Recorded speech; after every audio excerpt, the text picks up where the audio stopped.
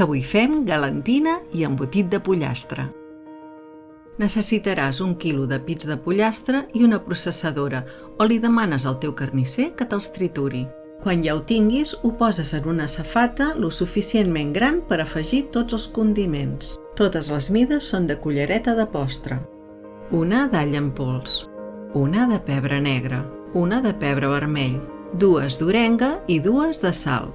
Com sempre et dic, això és orientatiu. Tu li pots afegir o treure les espècies al teu gust. S'ha de remenar bé perquè totes les espècies quedin ben repartides i la millor manera és amb les mans.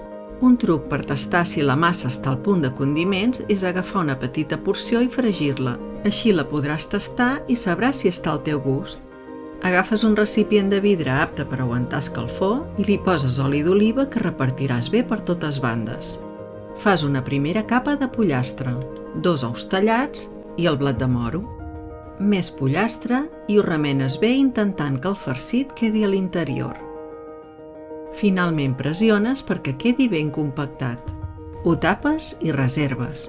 Poses la resta del pollastre dins la processadora i afegeixes remolatxa. Veus que rosa ha quedat? La intenció és fer mortadela d'oliva, a veure com va l'experiment.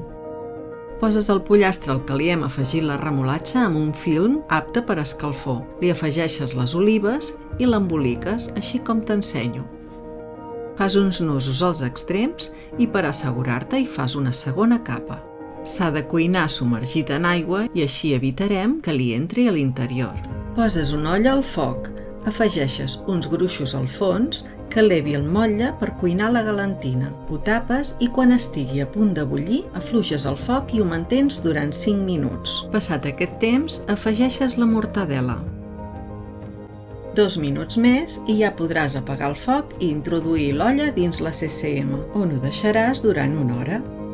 Passat aquest temps, treus l'olla de la CCM amb molt de compte perquè crema, treus la galantina i la mortadela i només caldrà deixar-ho refredar. Encara no és fred del tot, però et vull ensenyar com ha quedat. Segurament d'un dia per l'altre es talli molt millor. La meva valoració és que facis aquesta recepta o busquis la que més t'agradi a internet perquè es poden cuinar per calor retinguda i t'estalvies gairebé 1 hora de cuinat. Acompanyat d'una amanida serà el teu aliat aquest estiu a casa i per sortides a l'aire lliure. Això sí que és un embotit sa i natural, sense conservants.